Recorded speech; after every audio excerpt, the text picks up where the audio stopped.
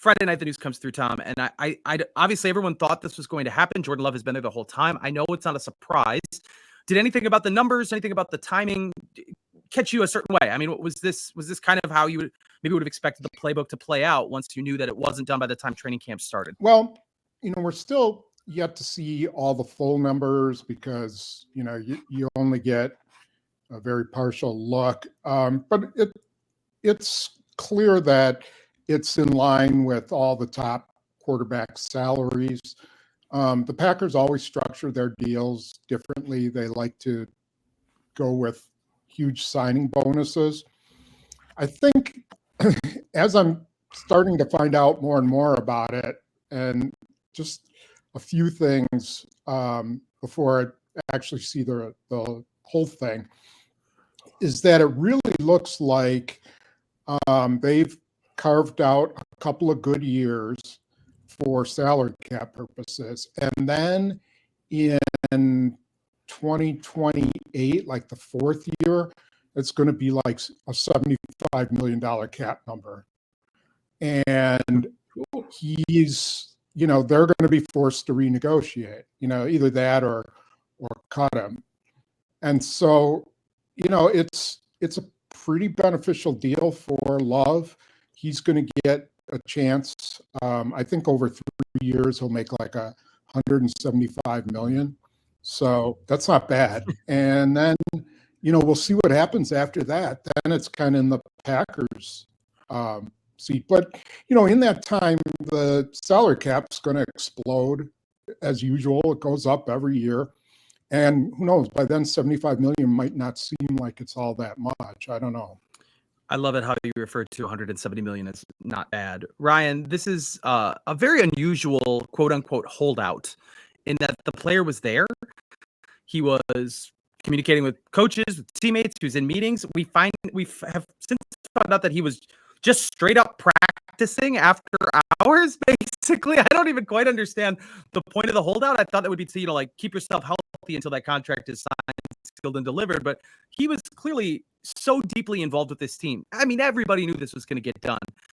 How do you come through this process? I mean, it says something about Jordan Love, I would think, but maybe it also says something about the relationship the Packers have cultivated with him. I just found the whole thing kind of unusual and strange, I guess, to a degree. Can I just make an aside real quick? There's some important football things to get to, but I'm just sitting here mesmerized because Spoon and I have been in the same number of practices, which means we spent the same amount of time in the sun. And Spoon, whatever you're doing there absolutely is working for you, because I look like my very significant forehead looks like a I thought that was just the lighting. I'm looking at this I'm glowing red. I'm like a stop sign. And Spoon, you look like it's day one. What you really? I got the 70 SPF going, man. Okay. Yeah, I might have to.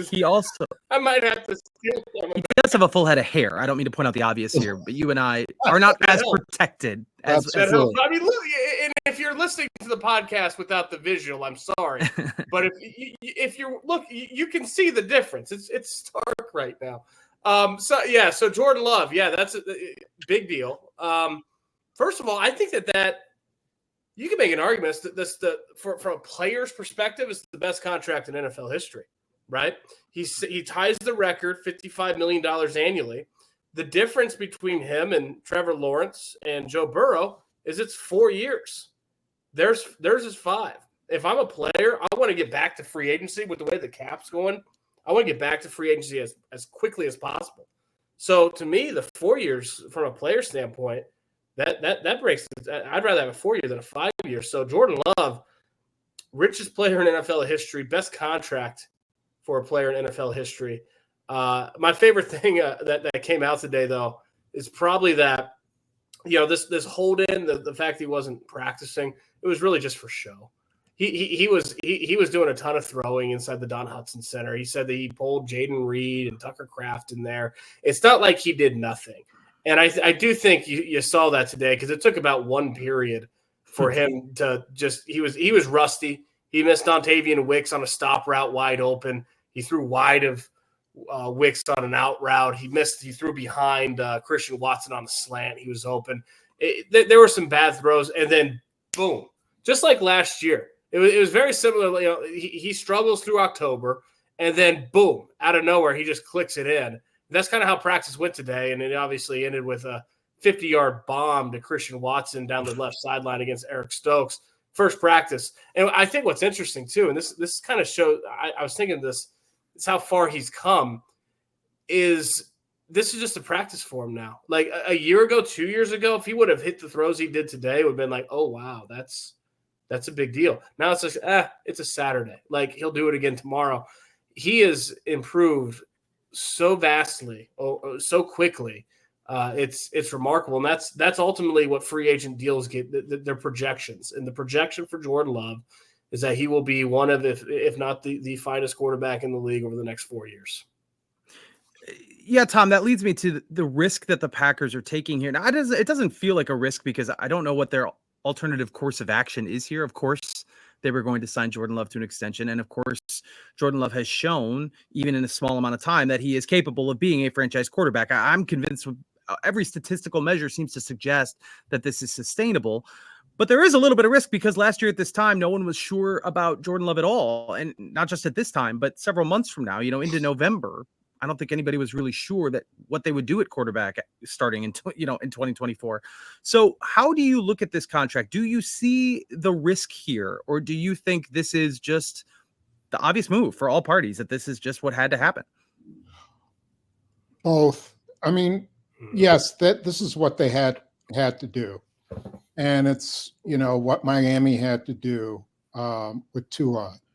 And, Detroit had to do with Jared Goff, and LA Rams had to do with Matthew Stafford. Guys have contracts, but in this day and age, you get a quarterback, you got to stick with them. And then you can't let them get to that final year because they hit free agency. They're going to make it big, and it's going to wind up being more expensive than it was, or you're going to end up losing them. So, you can't, you just, these kind of quarterbacks just don't grow on trees. You have to have a top 5 pick to get a quarterback like this. And in the Packers case, they didn't have to use a top 5 pick, but they had to wait 3 years before their guy was ready. And so, you get to that point, then, really it's, you have to do it. And is there risk? Absolutely, there's risk. You don't know what, nobody can predict that Jordan Love's going to be what he was the last 9 games of the year. You got some indications that, he's going that way, but there's always risk in these kind of things. You know what I'd love to know right now? And Spoon, I don't know if you have an opinion on this, but I would love to know what Patrick Mahomes is thinking. He's all of a sudden, he's 12. He's the 12th highest paid quarterback in the NFL. I understand his contract was a 10-year, $450 million. It was always going to age poorly, and he has more total money than anyone else. But in the span of one day with Tua and Jordan Love, Patrick Mahomes went from 10th, which, that's pretty low for him too, to all the way to 12. Like that's just, you're listing off all the guys that got mega deals this offseason, and there's a lot. But goodness, I'd love to know what Patrick Mahomes thinks right now. Jordan Love's getting $10 million a year more than Patrick Mahomes. Yeah, but when Mahomes signed that 10-year deal, I think he did it with the thought that this will allow Kansas City to compete for a Super Bowl for quite a while. And it's been true. They've been able to hang on to a good number of players. I think they've been able to reload every year without having high draft picks, and that they keep adding. They're not afraid to go into free agency and get people. I think he's been taking one for the team a little bit. Pulling a Brady. Yeah. I mean, not quite to that extent, but knowing he's going to get $45 million or $450 million guaranteed, at that point, what's he given up? I think they'll probably redo him at some point. You got to.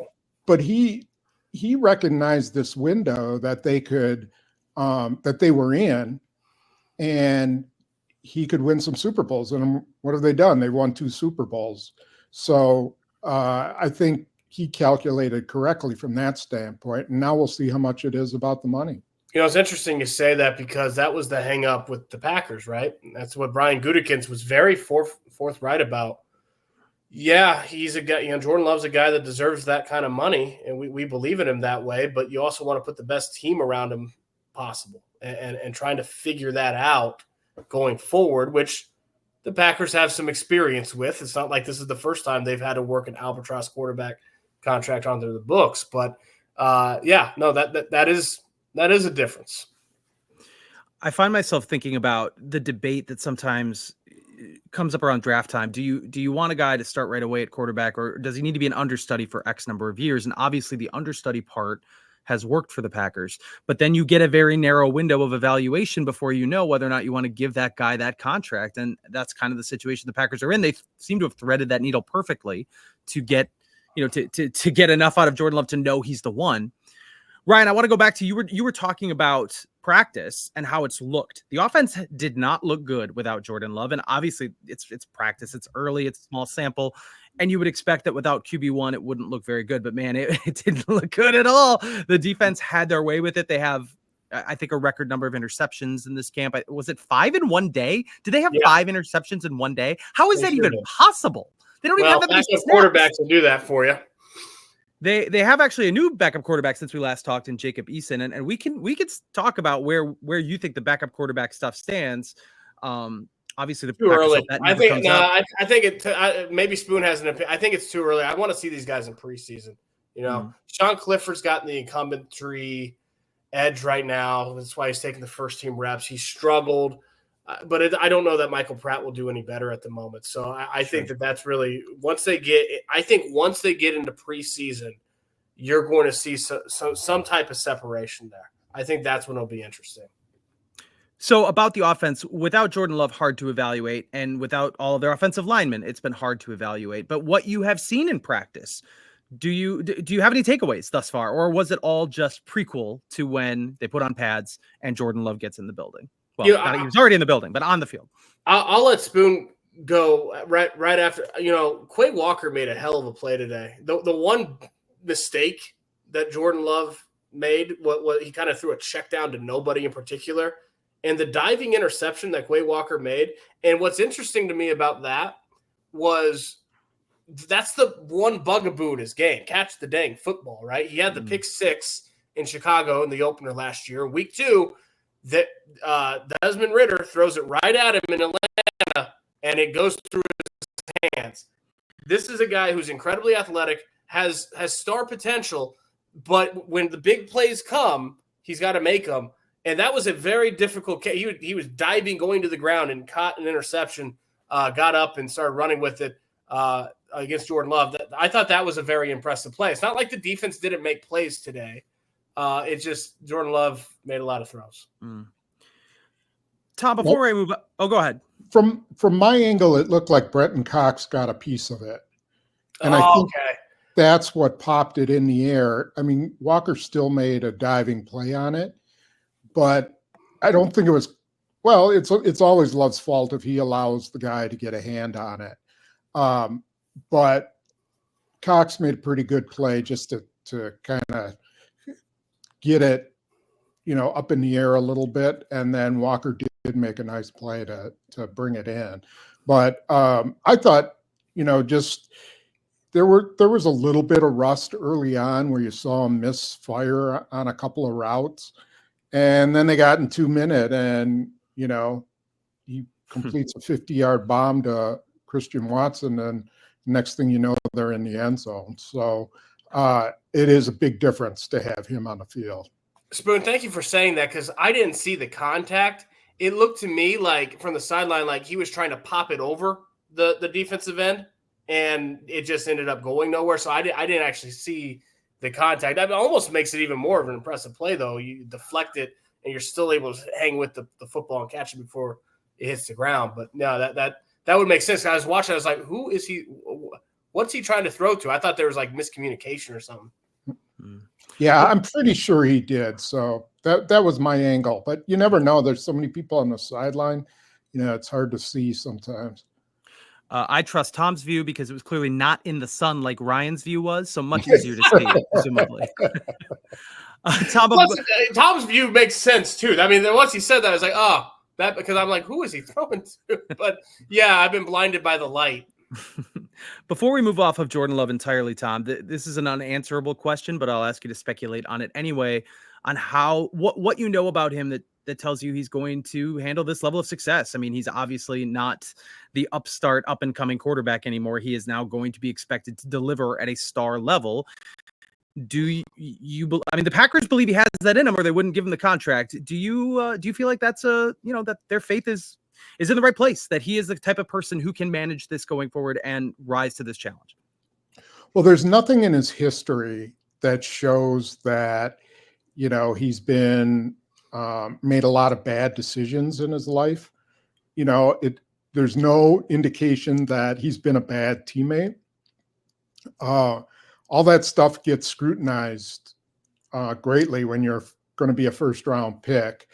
And nobody I've ever talked to has brought up anything about his attitude, about his, humility, about his ability to get along with people. If anything, I would say people were concerned that he was so flatline.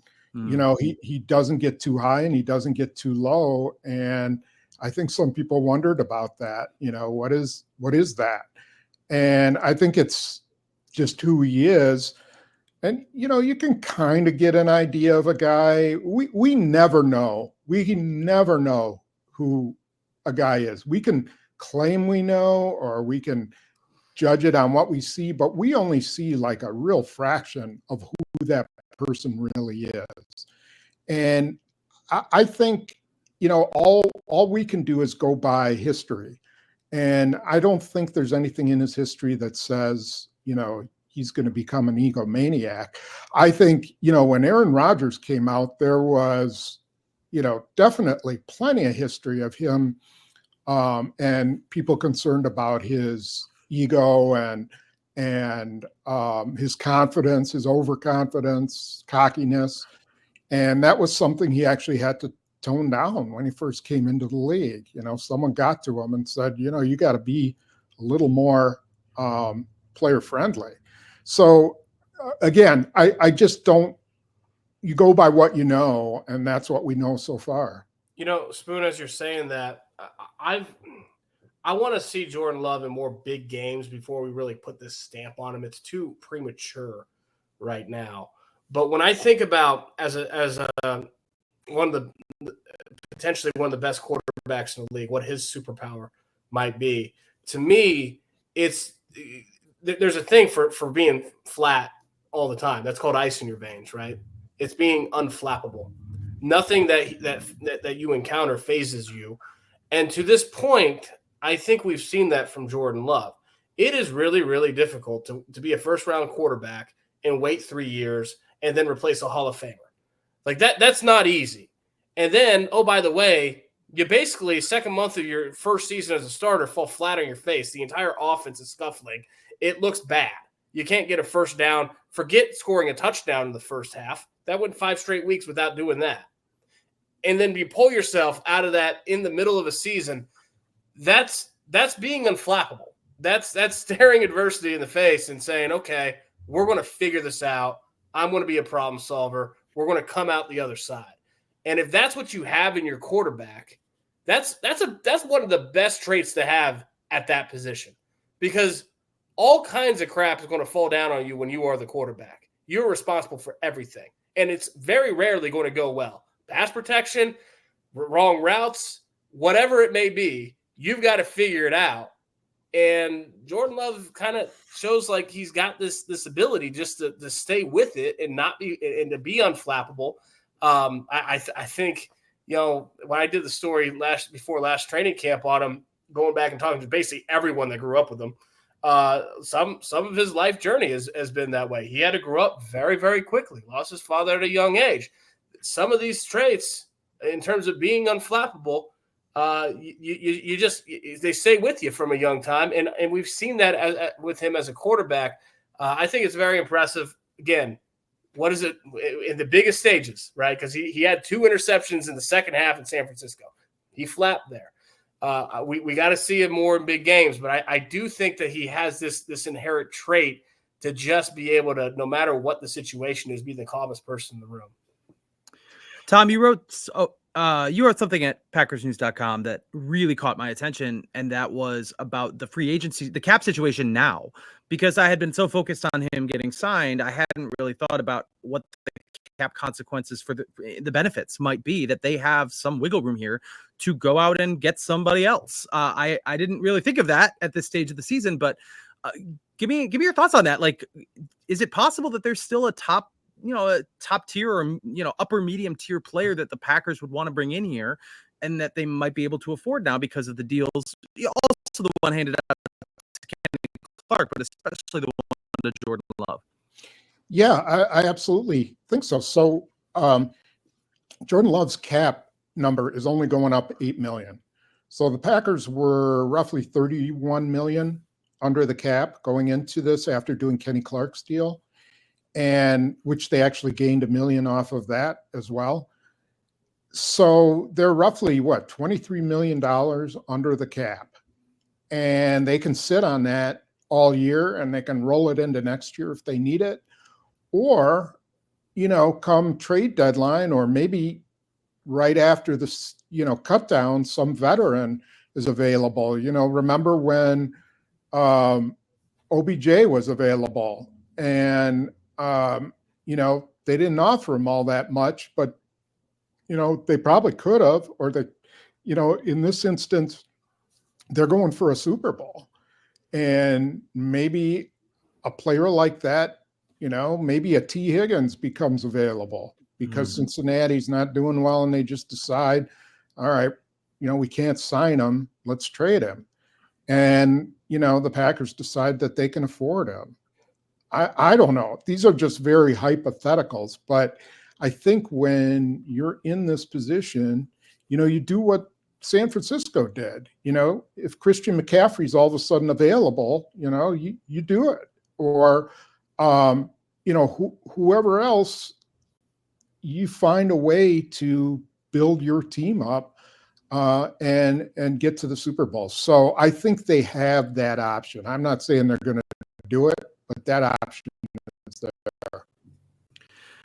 So Ryan, you mentioned the San Francisco game, and I'm going to make this a very rough segue to a completely separate part of the team, to special teams, because yes, there were a couple of interceptions and there was a very notable missed kick. And that is something we haven't talked about, is the kickers. And that was one thing that, for me, who was at one day of practice, can most easily digest watching the kicking competition, watching Anders Carlson and Greg Joseph, the presumed 2 front runners in this race, watching them work. And they've both been very good. They've both been pretty consistent. Greg Joseph routinely kicks it over the net, or at least he did that day. And man, I was really struck by his leg strength. So tell me what you're thinking, because I know you wrote about that as well at PackersNews.com. Is it just simply they want to see Anders Carlson be good enough and that's what's going to matter? Or is it like a 50-50 split? Like, how do you look at this right now? Well, if Anders Carlson continues kicking the way he has to the first 2 times he's shown in camp, he'll be the kicker next season. Okay. That's just, it's a big if. If he doesn't, then it's going to be, a very close, intense competition, because they're not going to deal with the crap that they dealt with last year from Anders Carlson. But if he's 11 of 12, he made his first 11 kicks. The one that he missed by about 3 inches from 50 yards. It hit the left upright. Had plenty of leg. And I talked with Anders Carlson. He said, and I found this interesting, when he went back and looked at all of his misses, the mountain of missed kicks from his rookie season, he noticed that a lot of them, most of them, veered left. And so he wanted to, in his mind, he wanted to make one change, and that it's difficult to describe. I literally had him in the locker room, like step it out for me, like to show me like the difference in his foot.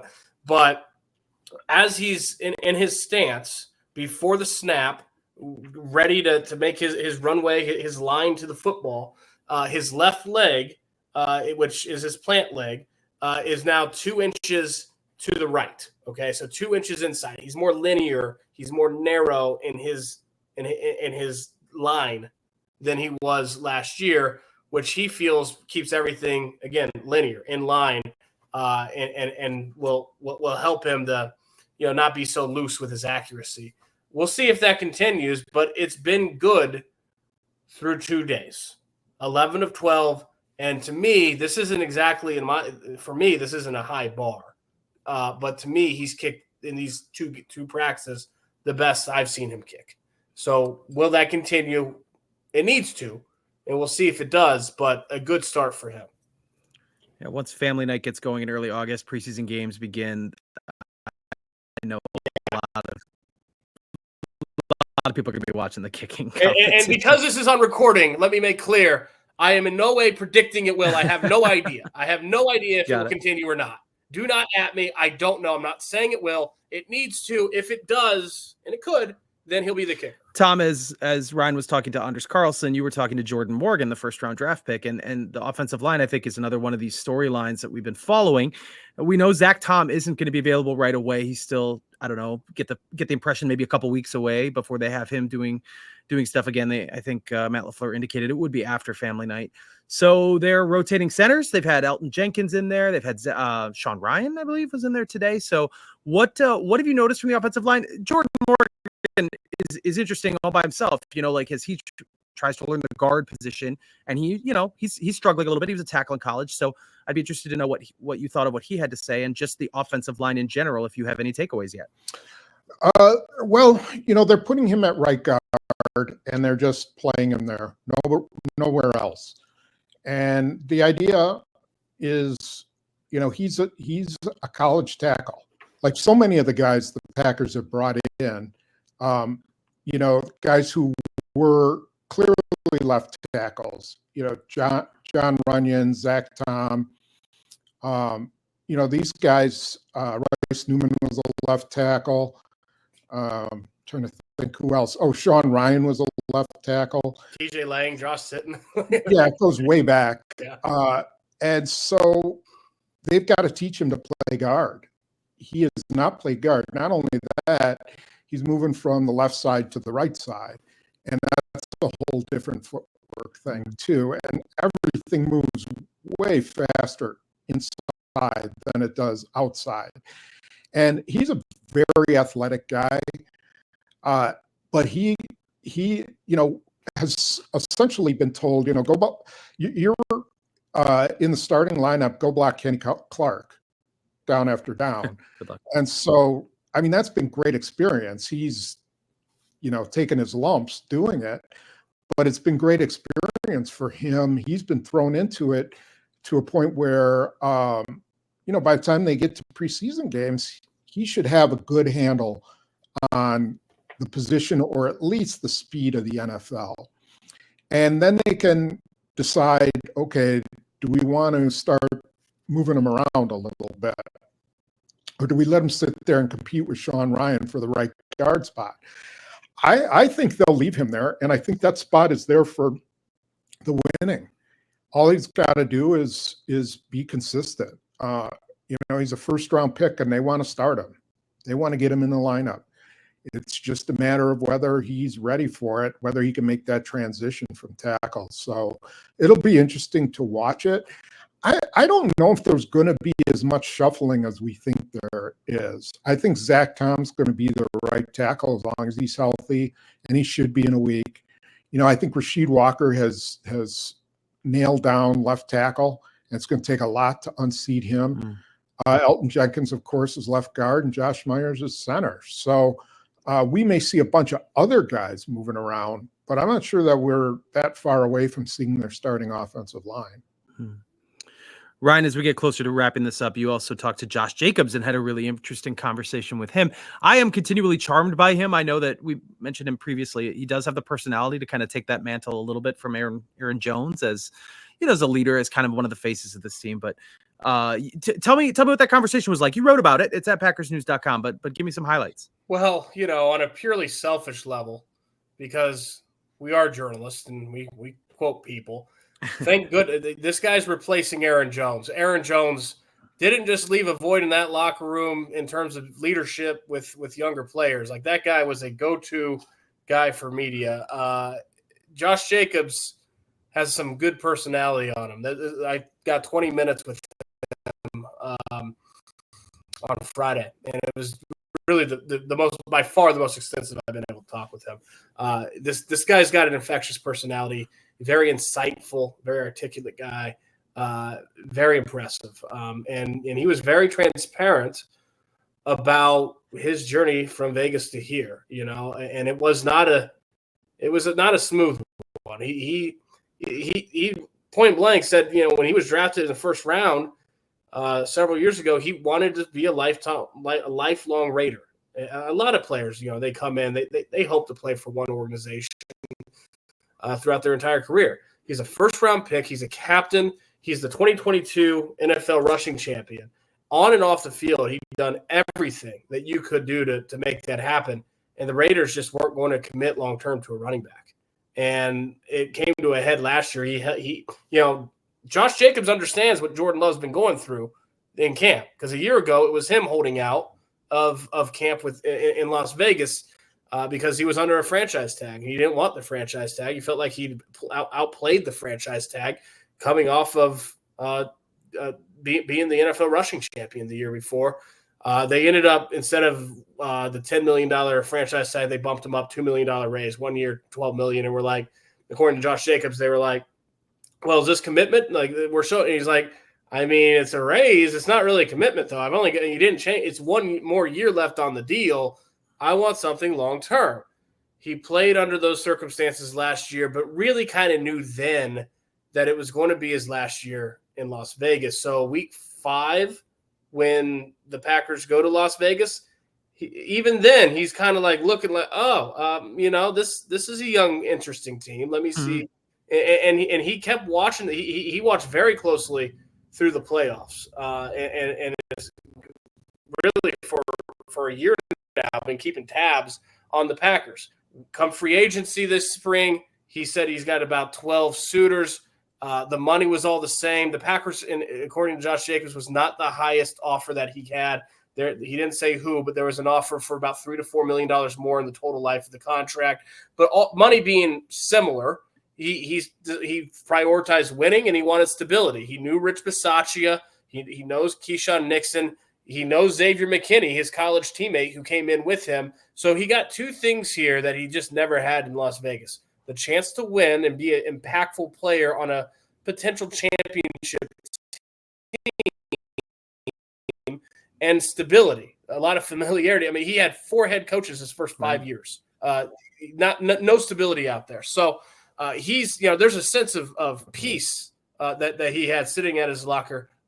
We'll see where it goes, but he's a very talented guy. He has the charisma to be a fan favorite. And he's got the experience as a former captain to be a leader in the locker room. You start to see what the Packers thought they were getting in him. All right, Tom, final thoughts. Any other observations from camp over the last first week? I guess it's not even completely a full week, but anything else that you want to throw in here that that has caught your eye? Just it was nice to see them out in pads and get a better view of what they're going to be, and we'll see that as we go along. I was interested to see, was the defense, still impressive? I would say after one day and in pads, they still looked like they were outplaying the offense. We'll see what happens as Jordan Love, heats up a little bit. But they are definitely got something going there, and we'll see whether they can carry that through, into games. We've seen, the defense look good in camp and then not be able to carry it in through games. But, they're carrying a lot of talent. You could see it in pads. You could see that they're a much faster defense in pads. So we'll see how that goes. I kind of am going to be curious to watch that all through camp. Ryan, any final words? To your point, Spoon, and I know we mentioned this last time, but I wrote about it. I think the 3-point stance is going to do wonders for a guy like Rashawn Gary. We already know that Lucas Van Ness prefers being in the 3-point stance. They sacrifice vision 2-point stance, you can see the backfield and see the field better. And it's not like they're never going to be in a 2-point stance. There's going to be some variety. But you get Rashawn Gary in that track stance, and oh my God, he's like a cannon. It's just the quick twitch on him, and that's what the 3-point stance is designed to do. You don't have the same vision, but you're in there's a reason why you watch the Olympics in Paris. The 100-meter sprint starts from a track stance. You start crouched in a 4-point stance, I guess, but your hands on the ground. That's the best way to start. And that's what they're doing now on the edge. A guy like Rashawn Gary, I think, is going to benefit from that a lot. I'm with you, Spoon. It was great to see him in pads. I imagine that this is Saturday as first day one. Really, day one of camp to me was today, because everything else it's a ramp up. It's an extension of the offseason program. It's not actually camp. The pads is what camp's about. Imagine we're about to see our first one-on-ones, which I think will be very interesting. Certainly want to see Jordan Morgan in one-on-ones. So yeah, it's good. It's football to see him in pads. It's good to see. They are Ryan Wood and Tom Silverstein. Find everything they have at packersnews.com, jsonline.com. Certainly follow them on Twitter or X, whatever we're calling it, because they have all kinds of practice updates during those practice sessions. A live blog that Tom runs that's available on our site. It's a great way to stay in touch with what's going on with the Green Bay Packers. Gentlemen, thank you for joining me today. We'll be back in touch very soon. Take care.